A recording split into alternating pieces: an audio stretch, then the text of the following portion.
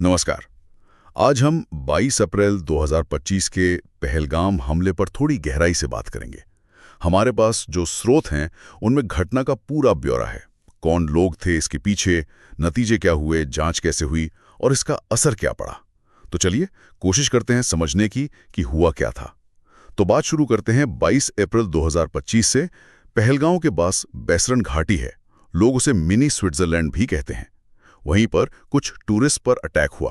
खबरें थीं कि हमलावरों के पास AK-47 और M4 कार्बाइन जैसे हथियार थे। हाँ, और ये बहुत ही दुखद घटना थी। इसमें 26 लोगों की जान चली गई। ज्यादातर तो बाहर से आए हिंदू पर्यटक थे, एक ईसाई नागरिक भी थे और एक स्थानीय कश्मीरी मुस्लिम घोड़ा चलाने वाले भी थे। अच्छा। हाँ, और करीब 17 से 20 लोग घायल भी हुए थे। और वो जगह बैसरन घाटी वो अपनी शांति के लिए जानी जाती है। हाँ। तो वहाँ ऐसा होना और भी ज्यादा चौंकाने वाला था। इन स्रोतों में एक बात जो वाकई परेशान करती है वो ये कि ऐसा कहा गया कि हमलावरों ने लोगों को धर्म के आधार पर अलग किया और गैर मुसलमानों से कलमा पढ़ने को कहा। ये तो सीधे सीधे धार्मिक नफरत वाली बात हो गई। बिल्कुल। और हमले के फौरन बाद ही शुरू में तो द रेजिस्टेंस फ्रंट, TRF जिसे कहते हैं, उसने जिम्मेदारी ली। ये जैसा कि स्रोत बताते हैं, लश्कर तैयबा LET से जुड़ा संगठन है। नया ही है ये माना जाता है। TRF, हाँ सुना है इसके बारे में। हाँ, तो TRF ने अपने बयान में कुछ डेमोग्राफिक यानी जनसांख्यिकी बदलने और राजनीतिक मकसदों की बात की थी। लेकिन दिलचस्प बात यह है कि बाद में वो अपने इस दावे से पीछे हट गए। अच्छा, पीछे हट गए। हाँ, तो ये सब देखकर लगता है कि ये शायद जम्मू कश्मीर में अस्थिरता फैलाने की कोई बड़ी रणनीति का हिस्सा था। खासकर जैसे अमरनाथ यात्रा आने वाली होती है, उससे पहले माहौल खराब करने की कोशिश। और इसका असर तो फिर फौरन दिखा होगा भारत पाकिस्तान रिश्तों पर। हाँ, एकदम। तनाव बहुत बढ़ गया।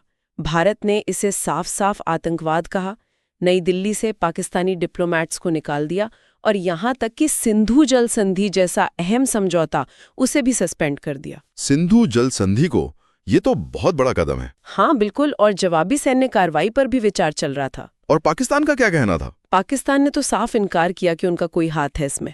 लेकिन दुनिया भर से कड़ी निंदा हुई।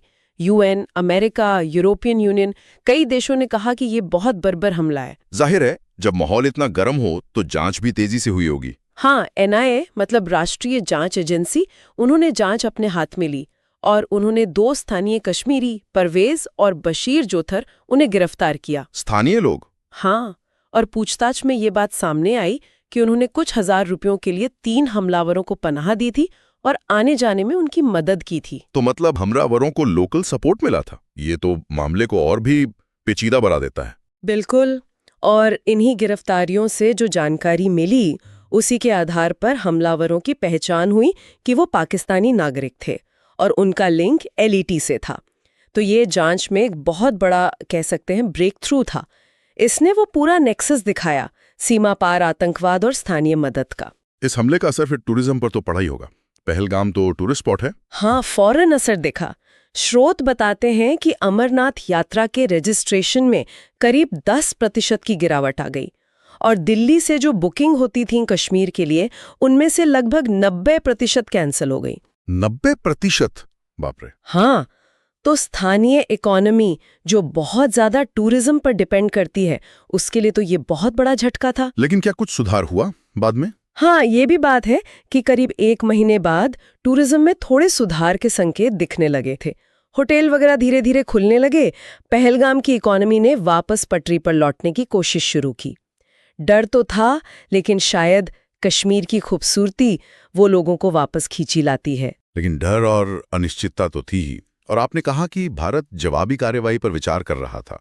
कुछ हुआ उस मोर्चे पर? हाँ, स्रोतों के मुताबिक भारत ने एक ऑपरेशन चलाया, ऑपरेशन सिंदूर नाम से। इसमें LOC के पार जो कथित आतंकी ठिकाने थे, उन पर एयर स्ट्राइक और दूसरी स्ट्राइक्स की गईं। अच्छा, ऑपरेशन सिंदूर। हाँ, और जाहिर है इसके जवाब में सीमा पार से भी फायरिंग हुई। तो दोनों देशों के बीच मिलिट्री टेंशन काफी बढ़ गई थी उस वक्त। तो अगर हम इन सब स्रोतों को मिलाकर देखें तो तस्वीर ये बनती है कि ये एक सोची समझी आतंकी वारदात थी। निशाना थे बेगुनाह टूरिस्ट और इसके पीछे TRF LET के पाकिस्तानी आतंकवादी थे, जिन्हें कुछ स्थानीय मदद भी मिली। एकदम सही कहा आपने। और इसके नतीजे कई लेवल पर हुए। डिप्लोमेटिक तनाव बढ़ा, इकोनॉमी पर असर पड़ा, खासकर टूरिज्म पर, और मिलिट्री टकराव की नौबत भी आई। इसने पूरे इलाके में अस्थिरता को और गहरा कर दिया। हाँ, इसने न सिर्फ घाटी में एक डर का माहौल बनाया, बल्कि भारत पाकिस्तान की जो रिश्ते पहले से ही नाजुक हैं, उन्हें और ज्यादा तनावपूर्ण बना दिया। टूरिज्म को जो नुकसान हुआ वो तो है ही, हालांकि आपने कहा कि सुधार दिख रहा है, जो एक उम्मीद की बात है। और यहीं पर एक सवाल मन में आता है, सोचने वाली बात है कि ऐसी घटनाओं के बाद जब सुरक्षा इतनी कड़ी कर दी जाती है, डिप्लोमेटिक टेंशन इतनी बढ़ जाती है, उस माहौल में वो जो भरोसा होता है उसे पूरी तरह वापस लाने में कितना वक्त लगता है, कितना प्रयास करना पड़ता है, खास तौर पर टूरिज्म सेक्टर और उन स्थानीय लोगों के लिए जिनकी जिंदगी इसी पर टिकी है। ये एक बड़ा सवाल है जिसका जवाब शायद वक्त ही देगा।